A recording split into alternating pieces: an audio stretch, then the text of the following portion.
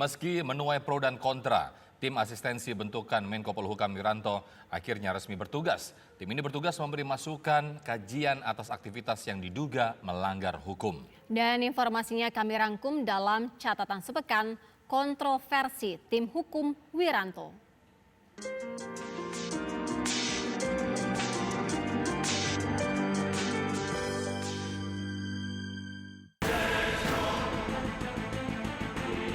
Pihak-pihak yang masih terus melaksanakan upaya-upaya untuk memecah belah persatuan bangsa, ya, untuk segera menghentikan kegiatan.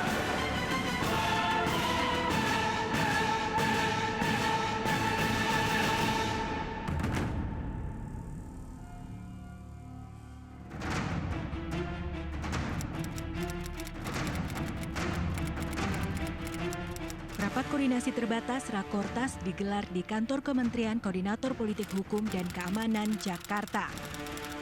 Rapat dihadiri antara lain oleh Menteri Komunikasi dan Informatika Rudiantara, Menteri Dalam Negeri Cahyokumolo dan Wakil Kepala Kepolisian Republik Indonesia Komjen Aridono Sukamto. Rapat membahas berbagai permasalahan hukum pada masa kampanye hingga pasca pemilu 2019. Menko Polhukam Wiranto mengingatkan para pelaku yang menghasut masyarakat hingga melawan pemerintah yang sah dengan cara melanggar hukum. Pihak-pihak yang masih terus melaksanakan upaya-upaya untuk memecah belah persatuan bangsa, mendelegitimasi lembaga pemerintah, dan menyebarkan fitnah dan ujaran kebencian, ya, untuk segera menghentikan kegiatannya. Ya, aparat penegak hukum tidak akan ragu-ragu lagi, ya, tidak akan ragu-ragu lagi untuk menindak tegas siapapun, ya, menindak tegas siapapun yang nyata-nyata melawan hukum, yang bertujuan untuk mendelegitimasi penyelenggara pemilu yang sementara ini sedang melaksanakan tugasnya dengan sungguh-sungguh untuk menuntaskan perhitungan suara. Menko Polhukam menegaskan jika ada sengketa hasil pemilu dapat diselesaikan melalui Mahkamah Konstitusi, bukan dengan cara menghasut dan memecah belah rakyat. Tak hanya itu, Wiranto juga menyatakan akan membentuk tim untuk mengkaji ucapan, pemikiran, dan tindakan tokoh yang melanggar hukum pasca pemilu. Bahkan, Wiranto juga menyampaikan pemerintah akan menutup media yang membantu melakukan pelanggaran hukum. Wacana Menteri Koordinator Politik Hukum dan Keamanan Wiranto untuk membentuk tim pengkaji pernyataan yang dianggap kabar bohong dan berisi anjuran melawan negara terkait pemilu dikritik sejumlah pihak.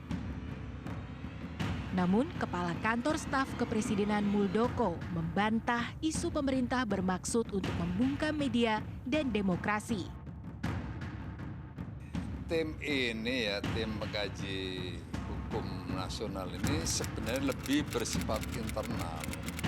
Ini sebagai instrumennya Menko Polhukam untuk melihat, mendengarkan,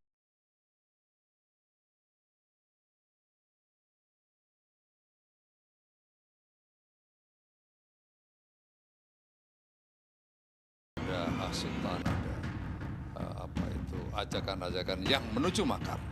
Untuk itu maka memang perlu Menko Polhukam itu mendapatkan perbantuan dari ahli-ahli. Muldoko juga menegaskan bahwa Menko Polhukam hanya akan menindak media yang abal-abal dan menyebarkan keresahan di masyarakat. Tidak ingin dong media abal-abal itu menodai media yang sungguh-sungguh bekerja berdedikasi untuk bangsa dan negara. Sedangkan media abal-abal itu bekerja untuk kepentingan pribadi, bahkan untuk kepentingan bisnisnya. Nah, saya pikir apa yang dikatakan oleh Menko Polhukam itu justru membela para media yang mainstream, media yang sungguh-sungguh bertanggung jawab, yang berdedikasi tinggi. Jadi apa yang dikatakan oleh Menko Polhukam itu bukan mematikan, justru menghidupkan teman-teman media yang benar-benar. Yang akan dimatikan itu ya kalau media-media yang abal-abal itu yang sungguh tidak bertanggung jawab. Sementara itu, Wakil Presiden Yusuf Kala menilai pernyataan Menko Polhukam Wiranto ditujukan bagi mereka yang melanggar hukum dengan menyampaikan ujaran kebencian. Ia juga menambahkan tak perlu ada aturan hukum baru yang dibuat untuk menjerat pihak yang membuat gaduh. Ini kan karena teknologi baru, cara orang mencerca dengan medsos, dengan apa, itu kan tidak semuanya tercantum dalam aturan-aturan yang sudah ada. Karena itu orang-orang yang membuat hoax, mencerca, maka kalau melanggar hukum, jangan lupa, ya, tidak semua orang yang kritik langsung kena hukum, tidak. Kalau melanggar hukum maka tentu harus mendapatkan jalan hukum. Karena ada semua aturan tentang media, ada semua kebebasan pers juga dijaga, tetapi ada batasannya juga kan. Tim asistensi hukum yang dibentuk Kementerian Koordinator Bidang Politik, Hukum, dan Keamanan sudah mulai efektif bekerja. Mereka akan membantu Kemenko Polhukam untuk menentukan suatu aksi, tindakan, atau ucapan seseorang atau kelompok masuk ke pelanggaran hukum atau tidak. Masalah-masalah yang sekarang terjadi kan terjadi di masyarakat, ya enggak? Jadi masyarakat kan ada aksi, ada demonstrasi, ya, ada hasutan-hasutan terjadi di masyarakat. Nah, sekarang aparat penegak hukum sekarang ingin bertindak apabila sudah melanggar hukum. Maka kita mengajak sekarang para pakar-pakar yang juga dari masyarakat, representasi masyarakat, kita ajak bersama-sama ya untuk menelaah itu, menganalisis itu, agar ya dari masukan itu aparat keamanan, polisi, kejaksaan bisa bertindak, melakukan aksi yang sudah di-backup masukan dari pakar hukum yang otomatis representasi dari masyarakat. Tim asistensi hukum terdiri dari 22 orang dan terdiri dari sejumlah pakar, staf Polhukam, hingga anggota Polri.